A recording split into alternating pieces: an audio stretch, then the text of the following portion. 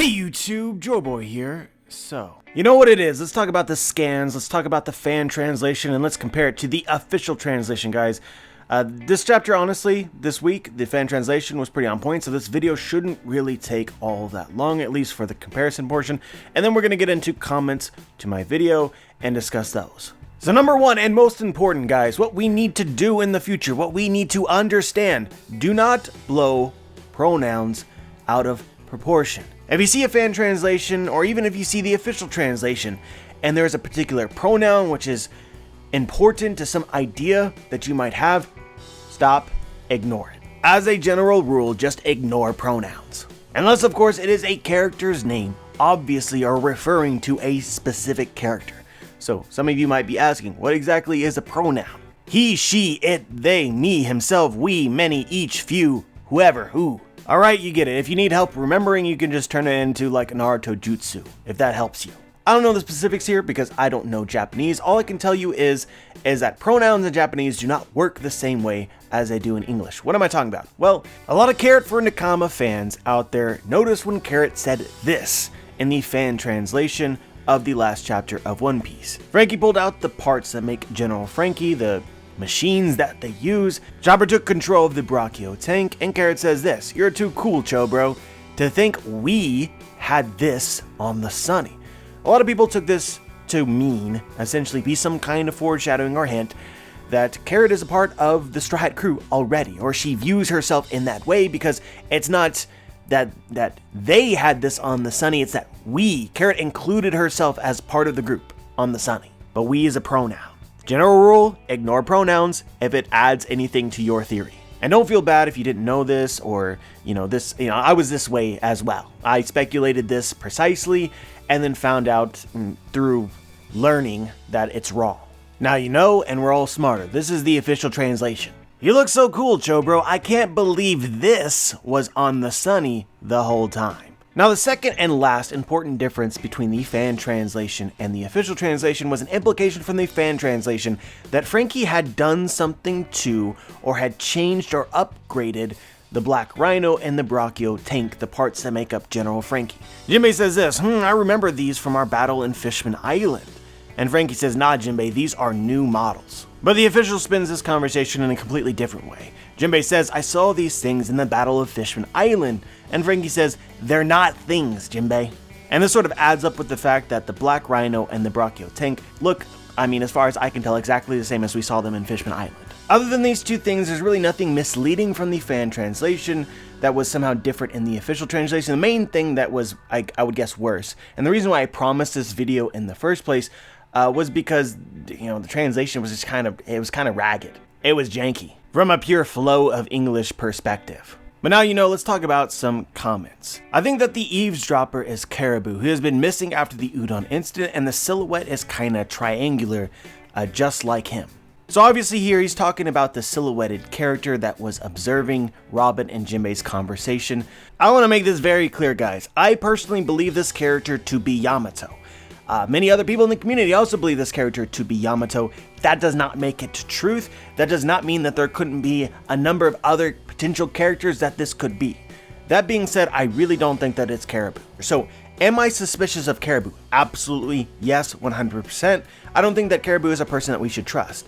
Is Caribou this character? Well, 9 times out of 10, maybe even 10 times out of 10, Oda does not silhouette a character that we have already been introduced to. He saves those for characters who we haven't met.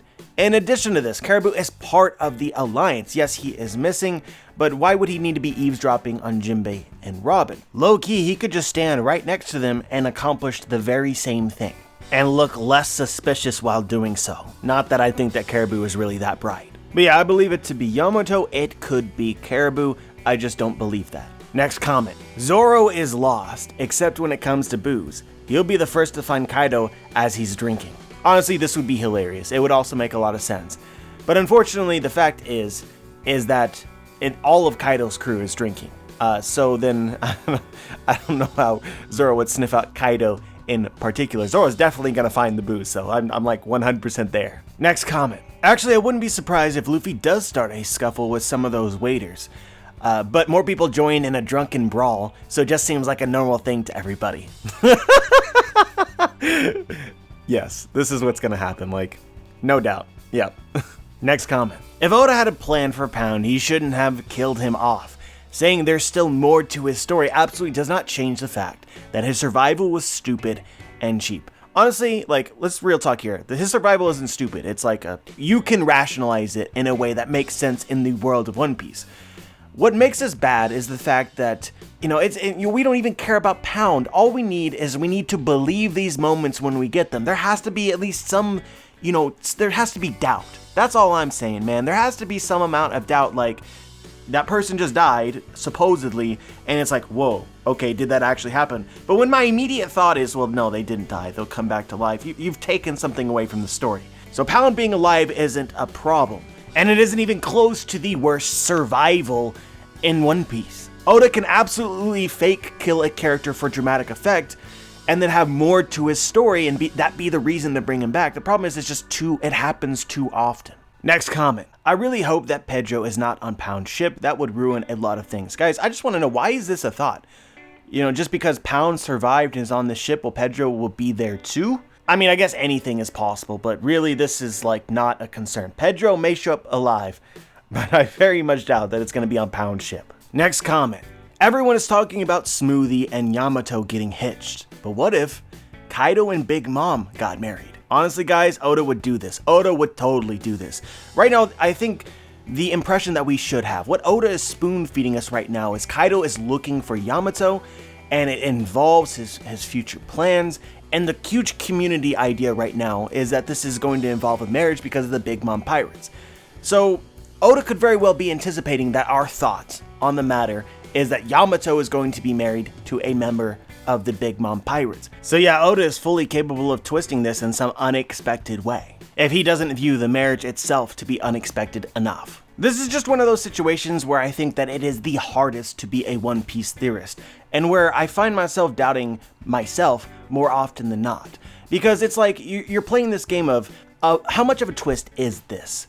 But also, I'm in the community with thousands of brains who are all working on sort of the same problem. As a collective group, once one person says something like this, it becomes obvious, of course. This is what we should be thinking. This is not a twist at all. But then you forget that the absolute vast majority of fans don't follow the community, read chapters on their own, and usually read the chapters only once. Let's be honest, they don't weeb obsess. So we actually saw this early in the arc, right, with the reveal that Komurasaki was Hiyori. To myself and to the community, this wasn't a really huge twist.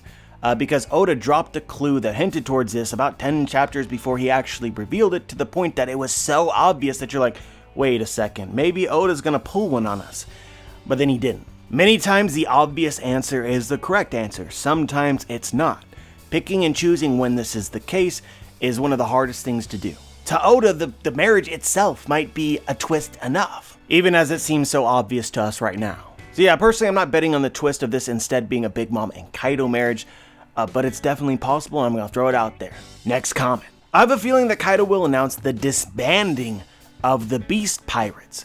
This won't be an alliance between Big Mom and Kaido. They will fuse together and revive the Rocks Pirates. Whew, on the surface, man, this is so tempting. I'm not too sure though, guys, because I mean, the Rocks Pirates, it's like, Rocks is dead and gone. Big Mom and Kaido have egos. I don't think that they want to take the name of their former captain. And really, what's the difference between an alliance and fusing together? And you really think Big Mom and Kaido are gonna do that? I don't know, guys. This was really interesting, so I wanted to include it. I will just say that this explains Kaido's line about not wanting to confuse people. It explains it the best. What? We're disbanding the Beast Pirates? What do you guys think? Next comment. Kaido's son better not look goofy like the so-called Whitebeard's son.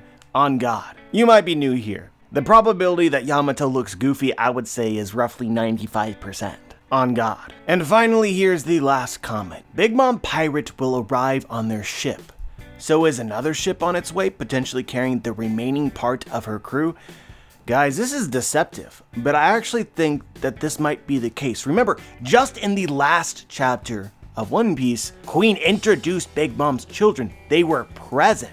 And then all of a sudden in this chapter, they make a big deal about Big Mom's ship arriving, as though it isn't already here. Remember, they only had one ship. So if Big Mom's children are on Onigashima, then the ship would already be here.